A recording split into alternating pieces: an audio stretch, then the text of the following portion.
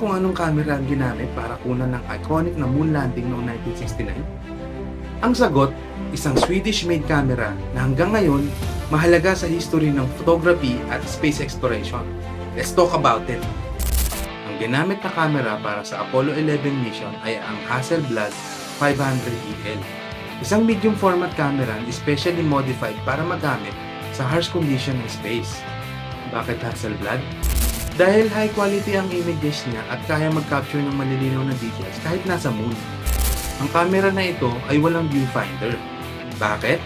Kasi naka-space helmet ang astronauts, kaya hindi sila makakadikit para sumilip. Instead, naka-preset ang focus at exposure nito para sure na malinaw ang shots. Sa pang cool fact, yung camera mismo, iniwan nila sa moon para magaan ang pagbalik ng mga astronauts. Ang dinala lang nila pabalik ay ang film canister na naglalaman ng legendary photos natin ngayon.